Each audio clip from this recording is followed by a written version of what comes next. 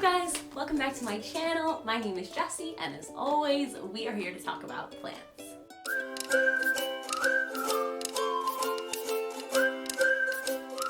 I really cannot start today's video without just acknowledging the elephant in the room, which is not really an elephant in the room, but I can't stop thinking about it. And that's that this channel, my channel, has 185 subscribers now. And I don't even know how to fathom that. Like almost 200 people on the internet don't know who I am and chose to follow me. And that is incredible. So I just wanted to say thank you so much if you subscribe to this channel. There are no words to say how much I appreciate it. Today's video is going to be me talking to you guys about the propagations that I currently have in my home. I'm only going to be talking about water propagations today, although I do propagate in some other different methods. I've used perlite before and sphagnum moss, but today I'm just talking about water propagations. You can let me know in the comments if you do want to see like different propagation methods. But today I will be talking about all of the water propagations that I currently have going on in my home and talking about like the kind of backstory behind all of them. And I hope you guys stick around to the end of this video because at the end I'm going to be giving you guys my 5 tips to make the water propagations that you guys have the most successful that they can be. This is just gonna be kind of what I found over the last couple of years through my propagation journey, what works for me, and I will be sharing them with you guys. So without further ado, let's go ahead and get right into this video. I wanna start this video with the oldest propagations that I have in my collection because I just think that makes the most sense. But funny enough, these guys are just some common snake plant propagations. They have been in the water the longest of any of the other propagations that I have. And this is the root structure that we're looking at right here after about probably a year and a couple odd months, over a year though. And so what I will say about snake plants is you absolutely can root them in water. It does work. You can see like the proof is in the pudding. It is rooting. I haven't gotten any like pups or offshoots off of these propagations since I put them in the water. And like I said, it's been over a year. So snake plants I have going, honestly, I don't know. I might just like plant them at some point and get rid of them because these are not like rare snake plants. This is just like some common snake plant that I got from Home Depot. And I was kind of just propagating them at the time as an experiment. But at this point, I don't know, I'm not in love with them anymore, but I do still have them and I do keep them in here in this little jar in some water, and they're quite old, but they're still going strong. So these 2 little propagations are probably equally as old, just a little bit younger than my snake plant propagations. And this is a couple of Raven ZZ cuttings. Now I'll show you what kind of happens, but if you are familiar with ZZ plants, they do grow like these little potato looking buds at the end. Originally, like this chop was just like a plain little cutting I took and snipped off, and it grew these little potato buds on the end. Now is probably a good point to go ahead and pot them because once you start seeing the rhizome, which is what these little things are called, you can go ahead and pot them in dirt. I just haven't really gotten around to it and I knew I was gonna make this video, but probably in the upcoming couple of days, I will go ahead and pot them either in their own little pot or maybe back into my ZZ plant pot. I haven't really decided. But they have been in water for a little over a year, maybe around a year actually, and they're doing well. ZZs are very easy to propagate, but they're time intensive. You can cut them anywhere in the plant and just stick them in the water and they will grow a rhizome. You just have to be patient with them. But I really love the ZZ Raven. It's my favorite ZZ that exists. And yeah, I'm very happy to have these little crops. If you saw one of my last couple of videos, I did do a whole video on Cebu Blue and including kind of information on propagating Cebu Blue pathos. And so I'll just kind of skim over this quickly because if you saw that video, if not, I can link it in the cards. I do talk pretty extensively about propagations and how to propagate them. But if you did see that video, you will know I always have Cebu Blue cuttings going in my home, like pretty much constantly, because I have found, and I mentioned in that video, that Cebu Blue pathos is one of the fastest growing plants that I have in my home just in general. So I'm always propagating. There's a lot of nice roots in here, and these propagations are not even that old, probably like a month to 2 months, and they're pretty prolific. There's even growing like little babies. And then I have this little guy as well. It's also a little Cebu Blue, but this little leaf grew from just a node cutting. So I think I was just taking propagations and there was a cutting that had like no leaves and just a node. So I stuck the node in some water and it grew a little baby leaf and now it's growing little roots. So I love Cebu Blue. I have constant propagations of sipa glue going. It is one of my favorite plants, like hands down. I don't know about you guys, but I just have dreams of being like a self-sufficient, zero waste queen. And I obviously live in like a tiny little apartment, and I also live in Buffalo where it's currently snowing, and I really don't know how to grow anything other than my houseplants, but I have dreams of growing like a garden in my home. And so I have been propagating this little avocado pit that I got from the grocery store for probably about 6 months now. It does have a root that is kind of touching the bottom now and starting to grow in little different directions. It doesn't have a shoot yet, but I've just been propagating it for about 6 months. These are really easy to propagate. All you have to do is peel off like the little outer layer of skin and stick them in some water, but leave the top half exposed and have some patience. That's really all you need to make these guys happen. I do have a fully grown one of these that I did about 1.5 years ago.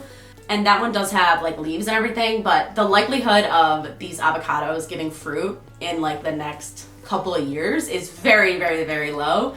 And I know that they have to be like big full trees to get fruit, but I don't know, I want to be like a DIY harvest queen, so I'm always propagating avocado pits. But if nothing else, they're a cute little houseplant when they do grow. I can actually show you one if you want. If you guys are curious, this is what your little avocado pit will grow to be eventually, into like full trees. So this is like a young version of that, but they do grow leaves. They do look like cute little houseplants. You can see the seed right there. So avocados are cute as houseplants, and maybe someday, I don't know, like 10 years from now, I'll get an avocado out of this. I don't know. I'm not gonna hold my breath, but I do like to propagate them in my home. They are very cute. Transcandantia? I don't know, okay? I made a video when I first got this plant, the Nanook plant, where I didn't know how to say it. I haven't learned since then, but I do have some cuttings of this Transcantia in propagating in some water. They have only been in here a couple of weeks, actually maybe only a week or so, and they are starting to grow some little baby roots. These guys are very easy to propagate in water. And the reason I had cut them is just because you can see they're very like long, and I had the mother plant in like a situation that was a little less than ideal, and the leaves started to like exfoliate. They just weren't getting enough light. So I cut them back, and I'm going to repot them into the pot once they grow roots that are stable. But these roots so quickly in water. Like I said, it's only been about a week, and there's like a couple of inches of growth on each one of them. So I'm really loving this guy, and I cannot wait to get him potted back into its mommy plant.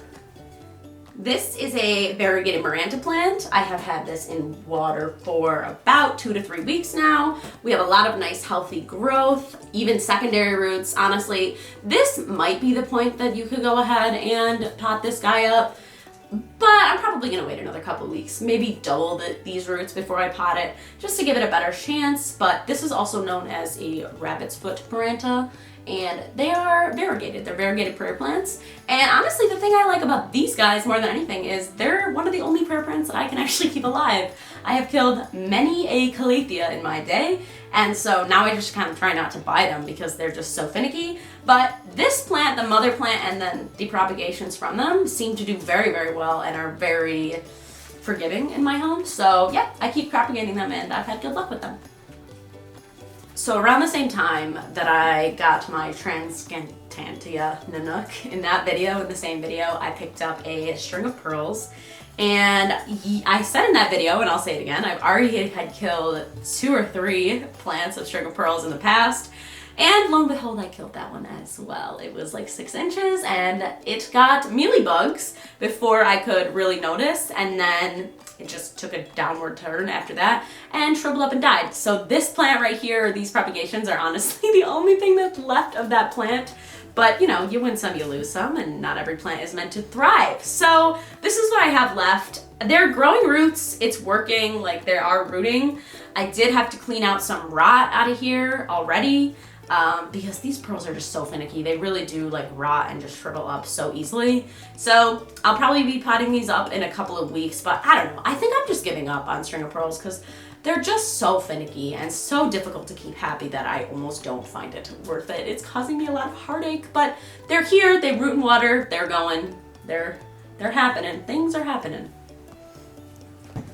This is a little Micans that I have propagating in this little jar here. It's been in here about a week or so, and it is starting to see like some root growth, but not too much, so nothing crazy. It's definitely not even considerably ready for getting planted at all. But I did take these cuttings off of my mother plant Micans just because I wanted to fill in the top of the plant.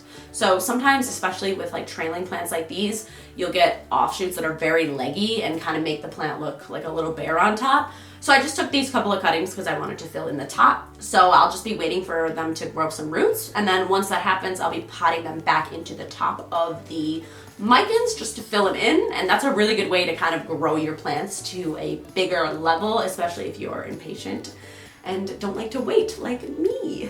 We're getting down towards the end here. Now this, it looks a little janky because these cuttings are actually, like, I dug them up out of the dirt, and that's because these are neon pathos cuttings that I got like a long time ago, a way back, and they, honestly, I neglected them. That's really what happened. They were potted in soil that was not super well draining, but I think if I would have just kept up on them a little bit better, I wouldn't have had to depot them. But anyway, I kind of let them get so dehydrated that the plant was just like fully floppy. And so what I did was I cut the entire plant up, I put them back into water, and now I can start to see like new root growth off of the kind of dirty roots that are in there. So that's good news. Once I see like inches of new root growth, I will just go ahead and repot into some better draining soil, some of my own like custom mix. But they are doing really well, actually. They've really rehydrated as well. They're nice and firm again. So I really do love Neon Pathos. I'm excited to see this guy thrive again. This is my last propagation. This is the last one that I have in my home right now. And these are some Monstera and Sonya cuttings. They are the wide form variety. I need to know, please leave me in the comments if you are listening to this right now and you made it this far into the video. Does anyone else have trouble with the narrow form Adansonii, but not at all any trouble with the wide form? Because I have so many propagations of wide form Adansonii. I have a huge mother plant that's like thriving, not a problem at all. And then I have killed every single narrow form Adansonii that I've ever owned, and I truly cannot understand why. But regardless, let me know in the comments. But these are super easy to propagate. I just cut them where there's a node, and you can see there's actually a lot of root growth, and it has only been about 3 weeks in water. So I would really recommend these Adansonii plants. They are very easy to get your hands on as well. You can get them at pretty much any nursery, and I love them. And now I'm gonna go ahead and just kind of get into the tips that I use around my house to make sure that my propagations are as successful as they can be. Tip number 1 that I have for you, and honestly it is probably the most important tip for propagating, and that is to change the water of your propagations every few days. Now, I'm not a scientist, I'm not a horticulturalist, I just like plants, so I don't know the reason or like the facts behind that, other than to say that based on my understanding, when you change the water, you replace like the oxygen in the water. And all I know is that when I don't change my water and I let the water grow stagnant, I see very minimal root growth. And when I change the water every couple of days, I see quicker root growth. So I don't really understand the science of it. I just really try and follow that rule. And so I would say if you want to give it like a rule, maybe once a week, but if not, every couple of days even, the more you can change the water, the better off your roots will be growing. The second tip that I have for you is just to keep in mind your lighting situation. So propagations are similar to all plants. They need light.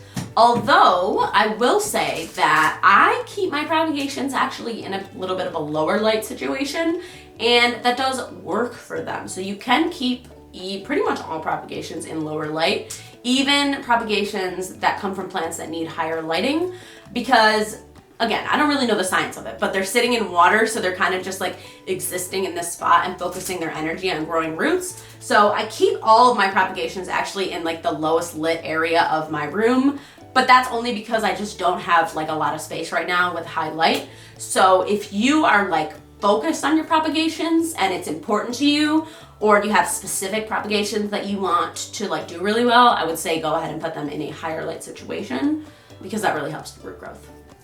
The third tip that I have for you is to remove any like rotting pieces out of your propagations. Honestly, it happens all the time. You get like a couple of leaves that just fall into the water, or you know, whatever, like the stem is touching the water too much and propagations can rot. It happens. That's why, you know, everyone usually recommends to take like a couple of cuttings per propagation, just because you don't know if one's going to fail. And so if you kind of take out the rotting plants as you go, then you're gonna decrease the likelihood of the growing roots to just start to rot as well. So yeah, just go in there, take out any of the little rotting pieces, empty the water, refill it till it's clean. That'll help your growing roots. Number 4 on this list is to water after you pot them. Now, this was something that I thought that people just said because they said it, until I started getting more experienced in propagating and realized that the propagations that I was potting that were failing because they didn't make the transition from water to soil. So what I do is I water my propagations that are newly potted every couple of days, just until I start to see the soil dry out and the plants still stay like perky, if you will. That's kind of an indicator to me that, okay, the roots have adjusted. But until then, just keep your soil moist, because you need to give the roots time to acclimate from the fact that you just moved them from water to soil. So you may think that you're gonna overwater, but chances are if you just potted from propagations, you're probably not gonna overwater. It's probably gonna be better off for the plant, for sure. Tip number 5 is the hardest one when you propagate, but it is honestly just to have patience, because there are some plants that propagate very quickly and give you roots very quickly, and there are others like snake plants, ZZ, even Monstera Sonya, that one takes a long time as well. And sometimes you just have to be patient. Change the water every couple of days like I recommended, and just wait. I know a lot of people get like really paranoid and try and move their propagations like into different settings, like into perlite, into moss, because they're not sure if it's not working. But I would just say, just like be patient. If it's not working in water, just give it some more time, because odds are it probably will work. You can go ahead and throw in like a little bit of liquid fertilizer into your propagations if you want to. That does help. But I don't think it really helps the roots emerge so much as it does, like it helps the roots grow once they already exist. But that is the last tip that I have for you guys today. I just wanted to thank you so much for watching. If you made it to the end of this video, please subscribe to my channel if you haven't already, and leave a comment down below letting me know what you want to see from me in the next video. And I feel like I've been talking for a long time, so thank you so much for watching, and I will see you guys in my next video. Bye guys.